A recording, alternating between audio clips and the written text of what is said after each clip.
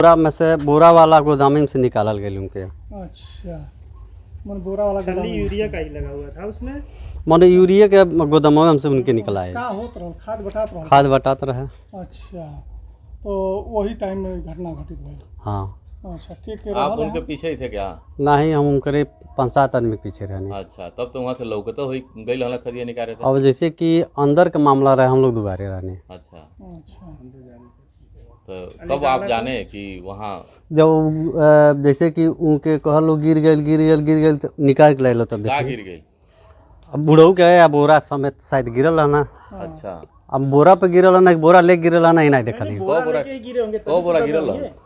को बोरा गिरल है भैया, ही नहीं देखनी। ही जानता नहीं नीचे बोरा कुर रहे है। अच्छा, छिटाइल बोरा। हाँ, वही बोरा करी रहना का? बोरा में से निकालत नहीं देखने जा। अच्छा, का नाम है इनका जे गिरल है? रामा शंकर चौरसिया। कहाँ घर है उनका? सब यहाँ दक्षिण चौड़ा। अच्छा, उसके बाद क्या हुआ भैया? और उसके बाद यहीं लेटाओ लाना, तुरंत एम्बुलेंस आए ले गए। अच्छा, तो मृत्यु यही का हो गया कि वहाँ डॉक्टर? शायद मृत्यु यहीं जा हो गया। अच्छा, कंफर्म डॉक्टर थे। आपन का नाम है? सीरी। पिताजी का नाम? महाजन। कहाँ घर है आप? शीशमा खुर्द। देख रहे होंगे आप कि मैं उसी सोसाइटी पे, उसी गोदाम पे आया हूँ जहाँ पे यहाँ एक किसान की, एक अन्नदाता की बोरा यूरिया का चट्टा गिरने से मौत हो जाता है। जैसा कि आप लोगों ने सुना है, यह बहुउद्देशीय प्राथमिक ग्रामीण सहकारी समिति पी बैक्स लिमिटेड बीजापार विकास खंड सिसवा जनपद महाराजगंज का ये सोसाइटी है। यहाँ से यूरिया वितरण कल 14 अगस्त को हो रहा था, जहाँ पे सबिया के एक किसान जिनका नाम रामा शंकर चौरसिया जी यहाँ पे खाद लेने आए थे और उनका नंबर आ गया। जैसा कि उनके परिजनों का कहना है कि लगातार 5 दिन से वो यहाँ आकर के लाइन लगाते थे। टोकन मिलने के बाद 6वें दिन जब वो अपनी यूरिया लेने यहाँ आए तो यहाँ के सचिव और सह सचिव तथा जिम्मेदारों के द्वारा उनको कहा गया कि जाइए अंदर गोदाम में चट्टा लगा हुआ है, वहाँ से खींच करके लाइए। सबसे बड़ी बात यह है कि क्या आज तक किसी बड़े किसान की मृत्यु हुई है ऐसा चट्टा गिरने से, या फिर बड़ा किसान गोदाम में घुस करके चट्टा में से खाद निकाला है? आज तक कहीं निकाला नहीं है। जब निकालता है तो वो गरीब ही निकालता है। क्या इन लोगों को पल्लोदार का मजदूरी नहीं मिलता है जो जिम्मेदार किसानों को भेज करके चट्टा निकलवाते हैं? कौन जिम्मा लेगा? क्या उत्तर प्रदेश सरकार अन्नदाताओं के विषय में इतना नहीं सोच सकती कि अन्नदाताओं को आज इतनी बड़ी यूरिया की जिल्लत झेलनी पड़ रही है पूर्वांचल में, जहां पे किसान को मौत नसीब होता है? क्या कसूर था उस किसान का जो यूरिया लेने आया था और बदले में उसे मौत मिल गई? सारे परिजन परेशान हो गए। कौन निर्णय करेगा इसका? आइए जानते हैं यहाँ के पूर्व सांसद कुंवर अखिलेश सिंह क्या उस किसान के संबंध में कह रहे हैं और व्यवस्था के विषय में क्या बता रहे हैं। सिसवा बाजार में आता है, यहाँ पे यूरिया की किल्लत को लेकर के तमाम सारा किसान झेल रहे हैं। नया प्रकरण आया सामने कि बीजापार सोसाइटी पे एक किसान जा रहे हैं खाद लेने, वहाँ उनकी मौत हो जा रही है बोरी गिरने से परिजनों। इस संबंध में सर बताएं, इतनी बड़ी जिल्लत ये किसानों को झेलना पड़ रहा है, आखिर सरकार और प्रशासन क्यों चुप है? केवल महाराजगंज जनपद में ही यूरिया की कमी नहीं है, भारत और नेपाल के जितने सीमावर्ती जनपद हैं वहाँ यूरिया की कमी है। और बड़ी स्पष्ट शब्दों में कहना चाहता हूँ कि प्रशासनिक अधिकारी ही संगठित अपराधी गिरोह के रूप में काम करके नेपाल को यूरिया की तस्करी करा रहे हैं। ये देश की आज़ादी को 78 वर्ष हो गए और 78 वर्ष की आज़ादी के बाद यूरिया लेते हुए बोरी किसान के सिर पर गिर जाए, इससे ज़्यादा दर्दनाक घटना नहीं हो सकती है। अगर उत्तर प्रदेश के मुख्यमंत्री जी के अंदर जरा भी शर्म है तो जितने लोग दोषी हैं उन दोषियों के विरुद्ध कठोर कार्रवाई करनी चाहिए और मृतक परिवार को अविलंब 25 लाख रुपए का भुगतान करना चाहिए।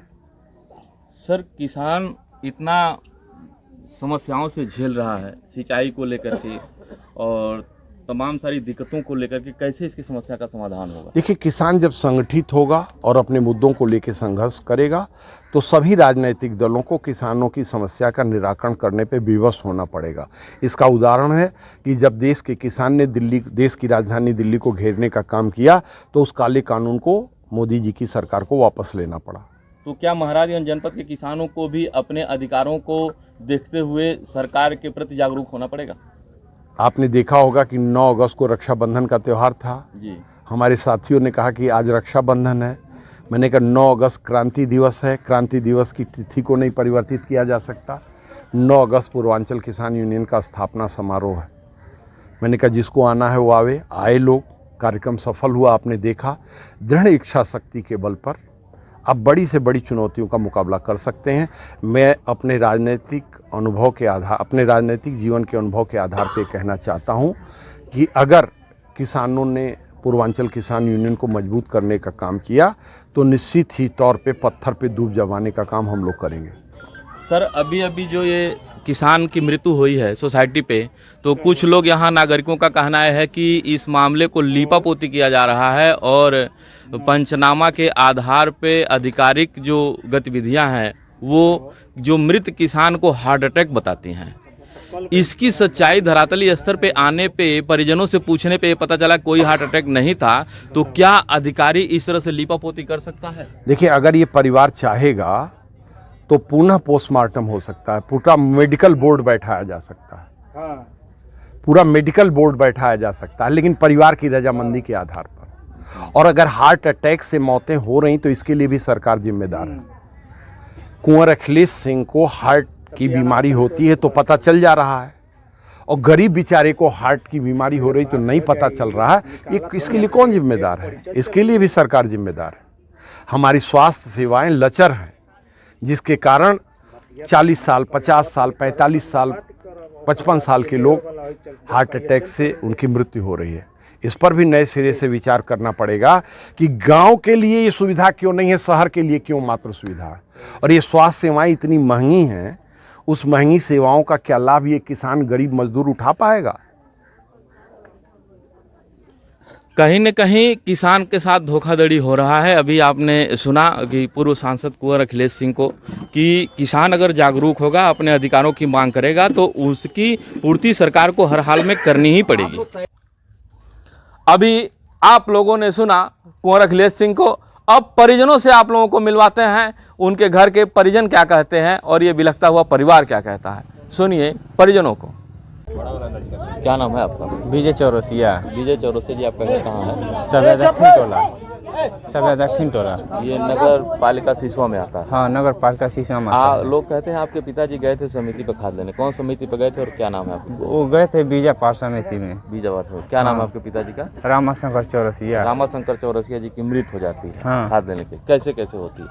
वो गए थे खाद लेने, आज निकाल के लाए थे, उसी पर बोरा गिर गया। अच्छा अच्छा। हाँ। गोदाम में खुद रामाशंकर चौरसिया जी गए थे खाद निकालने। हाँ, अंदर कितने दिन पहले से लाइन लगा रहे थे वहाँ? 5 दिन से। 5 दिन से 4 दिन लगातार लाइन लगा रहे थे वहाँ। तो इनको टोकन मिला था क्या? टोकन मिला था उनके। अच्छा अच्छा। हाँ। यानी कि 5 दिन लाइन लगाने के बाद 6वें दिन को टोकन मिला। हाँ। तो वहाँ पे सचिव और उप सह सचिव जो हैं उनकी मौजूदगी में आपके यानी कि रामाशंकर चौरसिया हाँ, गोदाम में घुस के खाद निकाल रहे? हाँ, वही गए थे गोदाम में घुस के खाद खींच के निकाल रहे थे, तभी गिर गया बोरा। बोरा गिरा? हाँ। कितना बोरा लगभग गिरा होगा? वही 10-12 बोरा। 10-12 बोरा उनके ऊपर ही गिर उनके गया? ऊपर गिर गया, दब गए वो? हाँ। तत्काल मौत हो गई क्या उनकी? वहीं पर तत्काल मौत हो गई। बाद में वही बाहर निकाल के पानी में छिड़के लो हाँ। तो सांस नहीं चल रहा है। अच्छा। रामाशंकर चौरसिया जी के विषय में आप क्या जानते हैं? कौन है आप रामाशंकर चौरसिया? हम उनके नाती हैं। अच्छा, आप उनके हाँ। नाती हैं। कैसे जब एम्बुलेंस से हॉस्पिटल पे गए हाँ। तो सबसे पहले मैं ही गया। अच्छा अच्छा। वहाँ पे उनके देखा, आँखों को कुल्हाड़ दिए थे, हाँ। सांस उस कुछ नहीं चल रहा था। हाँ। उठा के मेडिकल पे ले गए, डॉक्टर साहब आए, वो बीपी उपी चेक किए।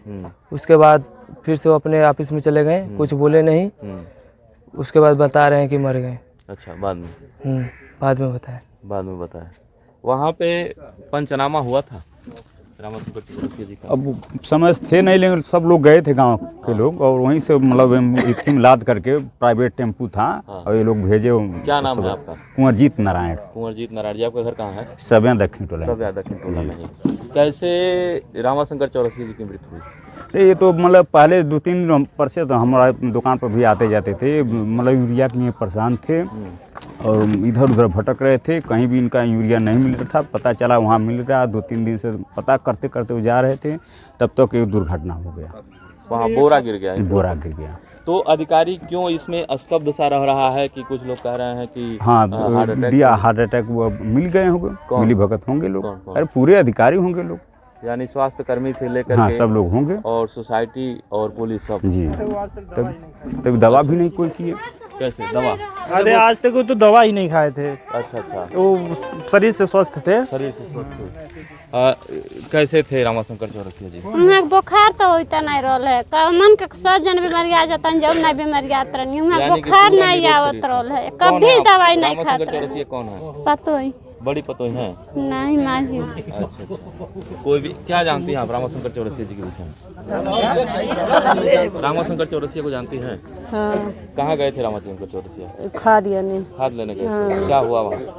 खाद उनके ऊपर गिर गई। गिर गया।